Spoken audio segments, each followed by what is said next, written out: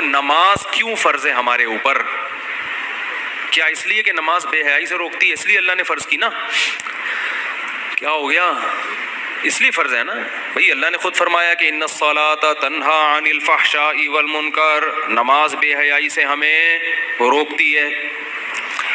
رمضان کے روزے ہم پہ کیوں فرض ہوئے؟ اللہ نے فرمایا تم پر روزے فرض ہیں لعلکم تتقون، تاکہ تمہارے اندر تقوی پیدا ہو جائے، قوت برداشت پیدا ہو جائے، اپنے نفس پہ کنٹرولنگ طاقت کنٹرول کرنے کی پیدا ہو جائے۔ یہ نہیں کہ جدھر دیکھا کھا رہا ہے بندہ گھس گئے وہاں پہ، ٹھیک ہے نا؟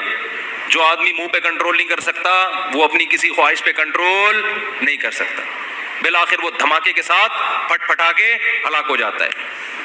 کنٹرول ہی تو نہیں ہے نا، تو اللہ نے کہا کھانا پینا چھوڑو، تو اس وجہ سے فرض ہے نا۔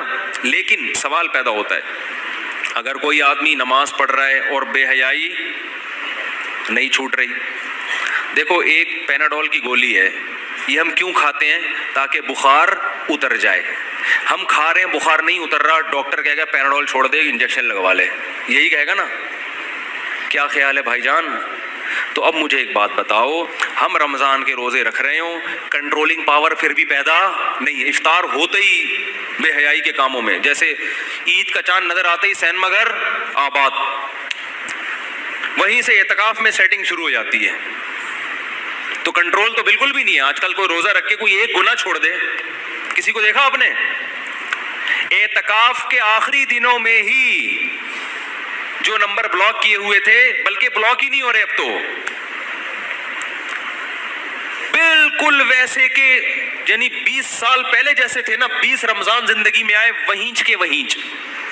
کیا خیال ہے بھائی؟ کوئی ایک تبدیلی کوئی کسی میں آئی ہو؟ دھیلے کا بھی بظاہر فائدہ نہیں ہو رہا، حتیٰ کہ رمضان میں جو سگریٹ پینے والے ہیں وہ سگریٹ نہیں چھوٹتی، افطار ہی سگریٹ سے کرتے ہیں وہ۔ چلو یار اب تمہیں اللہ نے اتنا بہترین موقع دیا ہے سگریٹ چھوڑنے کا، گٹکے چھوڑنے کا، نا نا نا، سحری میں بھی گٹکا کھائے گا اور افطار گٹکے سے افطار کر رہا ہے۔ تو کچھ بھی، اب ممکن بہت سے لوگوں کو ہوتا بھی ہے فائدہ، لیکن بہت سو کو کخ بھی نہیں ہوتا۔ تبھی تو حدیث میں آتا ہے رب صائم لیس له من الصیام الا الجوع، بہت سے روزے داروں کو بھوک کے علاوہ کچھ بھی حاصل نہیں ہوتا، وہ بھوکے رہتے ہیں، اور کچھ بھی نہیں ملتا۔ لیکن اب اس بیس پہ اگر کوئی یہ کہے کہ پیناڈول سے بخار کا علاج نہیں ہو رہا تھا اس لیے دوا بدل دی ہے، لہذا روزوں سے آپ میں تقویٰ پیدا نہیں ہو رہا، لہذا رمضان کے روزے چھوڑ دو، تو یہ فتویٰ صحیح ہوگا؟ ہو سکتا ہے کچھ پروفیسر ٹائپ کے لوگ مستقبل میں پیدا ہو جائیں جو یہ فتویٰ دیں کہ رمضان کی جو ریزن اللہ نے بیان کی وہ تو تقویٰ ہے، جب نہیں پیدا ہو رہا تو چھوڑو، روزہ نہیں رکھو، پھر کچھ اور کام کرو، کوئی اور عبادت کرو۔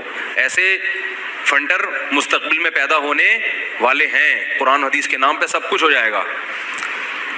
نماز پڑھ کے بھی کم وقت سے بے حیائی نہیں چھوٹ رہی، تو قرآن کہہ رہے ہیں نماز اس لیے کہ بے حیائی چھوڑتی ہے، چھڑواتی ہے، لیکن آپ سے نہیں چھوٹ رہی، تو کیا نماز بھی چھوڑ دیں؟ بولو نا بھائی، نا نا نا نا، وہ تو ڈبل گناہ ہو جائے گا۔ روزہ رکھ کے تقویٰ پیدا ہو یا نہ ہو، رمضان میں روزہ معذرت کے ساتھ آپ کے باپ کو بھی، یعنی معذرت کے ساتھ آپ کے والد محترم کو بھی رکھنا ہے۔ نماز سے حیا پیدا ہو نہ ہو، تواضع پیدا ہو نہ ہو، نماز بہرحال پڑھنی ہے۔ کیوں؟ سوال پیدا ہوتا ہے کیوں؟ اس لیے کہ رمضان سے جو تقویٰ پیدا ہوتا ہے تو تقویٰ رمضان کے روزوں کی حکمت ہے، علت نہیں۔ علت کہتے ہیں اصل ریزن جس کی وجہ سے روزہ فرض ہے، وہ روزہ فرض جو ہے نا وہ اس وجہ سے ہے کہ قرآن کی یہ آیت ہے کتب علیکم الصیام، تم پر روزے فرض کیے گئے۔ یہ آیت رمضان کے روزوں کو فرض کر رہی ہے، اور بے حیائی کا چھوٹنا اس فرضیت کی حکمتوں میں سے ایک حکمت ہے